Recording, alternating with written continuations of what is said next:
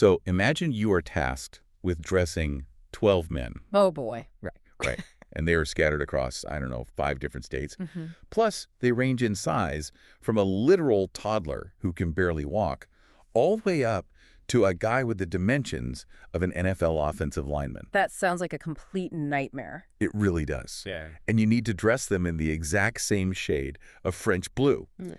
The fabrics need to breathe in 80-degree weather, and you have absolutely zero margin for error. None. Because if one sleeve is an inch too long, it is immortalized in photographs forever. Exactly. So welcome to the invisible high-stakes supply chain of the modern wedding industry. You know, it really is this massive logistical puzzle that most people never even notice. Yeah, they really don't. Because when it works perfectly, it just looks like a couple having a beautiful day, you know? Right.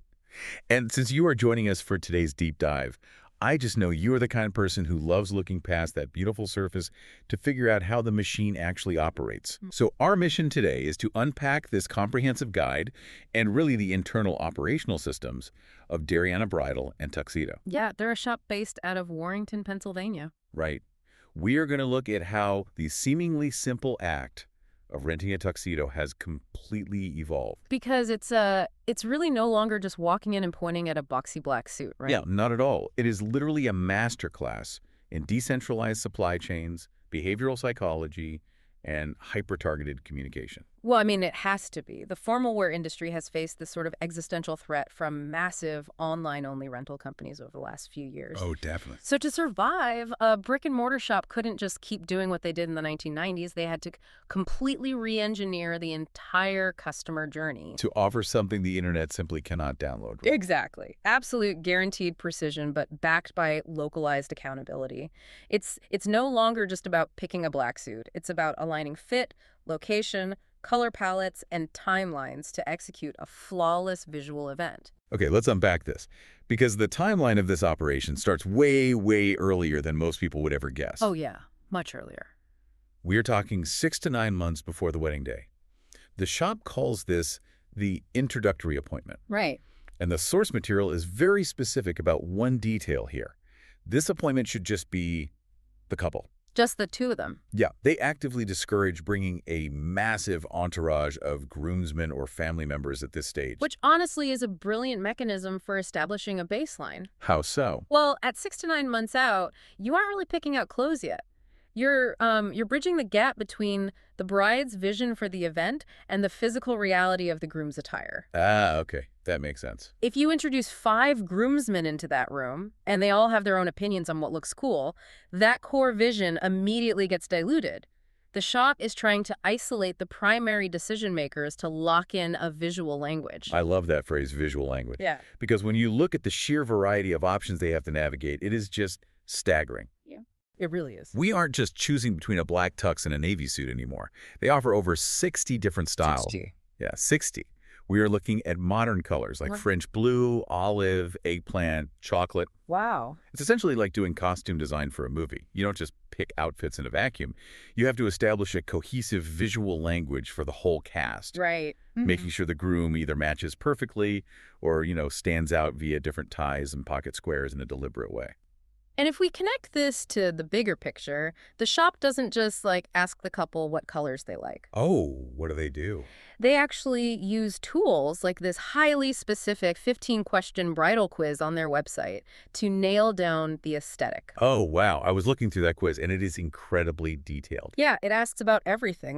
Is the vibe 1920s Art Deco or 1990s chic? Are you getting married in a rustic barn or an art gallery? Right, which really shows that the groom's tuxedo isn't an afterthought at all. Not even a little bit. It's a critical piece of a larger thematic puzzle. Exactly. But, okay, establishing that theoretical vision and locking in the colors is only phase 1. Right, the easy part. Yeah, exactly. The real challenge becomes translating that abstract idea into physical reality for the groom. Which brings us to the groom try-on. Yes. So this is where the groom tries on up to 2 chosen styles in his exact size. And not just the jacket, right? No, the whole thing, including accessories. Mm. Rather than just looking at a mannequin, he puts it all on.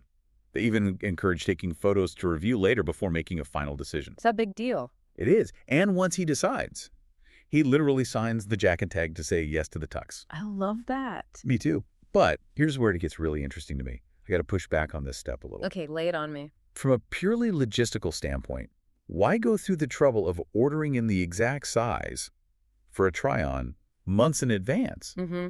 I mean, wouldn't a generic size sample work just to get the gist of the color? It seems like a lot of extra work. Well, what's fascinating here is the psychological shift this creates. The psychological shift. Yeah.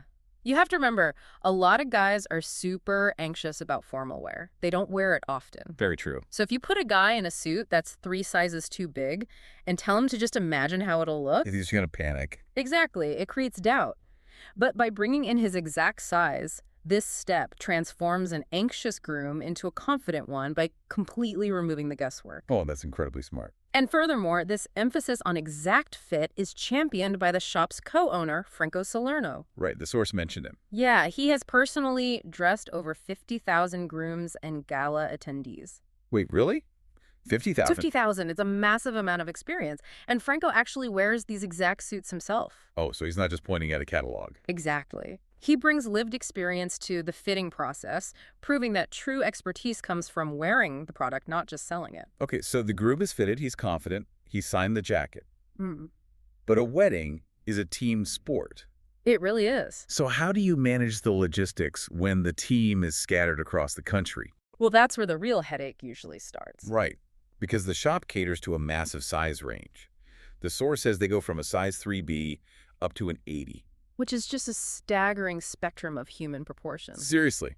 So for the local guys, they make a day of it. They do a 10-minute painless measuring session in the shop, followed by going out for beers. Sounds pretty ideal. It does. But for out-of-towners, the shop uses a zip code system. Oh, to find a local store for free measuring. Exactly. Yeah. Then the groomsmen can submit those measurements online, and they can even ship the suit to the guest in advance. Oh, wow. And get this, they also offer a free replacement guarantee if a groomsman's size changes due to gym activity or diets. Because that happens all the time right before a wedding. All the time. Yeah. So what does this all mean? They have basically built a decentralized supply chain. Yeah, they really have. You are crowdsourcing exact physical data from across the country to assemble a perfectly matched squad. And, you know, this raises an important question about how local brick-and-mortar stores compete in a highly mobile society. Because families just don't all live in the same town anymore. Right. So by facilitating this network measuring and advanced shipping, this local Pennsylvania shop is solving a massive modern pain point. They're acting like a tech company almost. Basically, Yeah. they are offering the convenience of the internet, but with the accountability of a local business. Okay, so we've got measurements collected from all over the map. The network has done its job. Uh-huh. But the final, and really the most crucial hurdle, is the week of the wedding. Oh, yeah, crunch time. Right, where communication and quick fixes absolutely make or break the event. So what happens when the rentals actually arrive? Well, they arrive the week of the wedding, and the shop mandates that everyone must come in and try on the full tuxedo in the store. No exceptions. No exceptions. And to coordinate this, they strictly use text messaging instead of calling. Just texting. Just texting. Because, as they note from thousands of rentals, voicemails are always full or just totally ignored. I mean, I never check my voicemail, so I get it. Same. And they've realized that in the modern era, a phone call is actually a barrier, but a text gets people in the door. That is such a brilliant, almost anthropological observation. Isn't it? Yeah. And if we synthesize why this final step is so important, it's really the ultimate safety net against the pitfalls of online-only tuxedo rentals. Right, because you can't just mail a suit back on a Thursday when the wedding is Friday. Exactly. By forcing an in-person try-on, they're eliminating the unpredictable variables of the real world. And they actually have a full-time seamstress on staff to make immediate pant or sleeve alterations while the groomsmen wait. See, that right there highlights a core business truth. The best systems don't just plan for perfection. No, they build in immediate solutions for inevitable minor failures. Like sleeves being half an inch too long. You just can't predict everything, but you can be ready to fix it on the spot. Which really wraps up what we've been talking about today.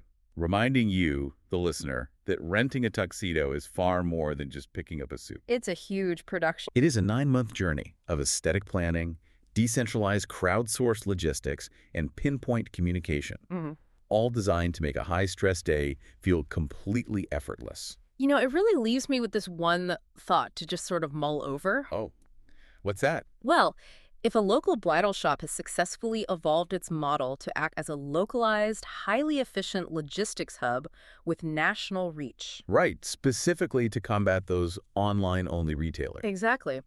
How might other traditional brick-and-mortar industries adopt this exact hybrid of hyper-personal service and network logistics to survive and really thrive in the e-commerce age? Wow, that is a fascinating question to think about. Right. Well, thank you so much for joining us for this deep dive. We highly encourage you to look for the hidden logistical systems in your own everyday experiences. Until next time.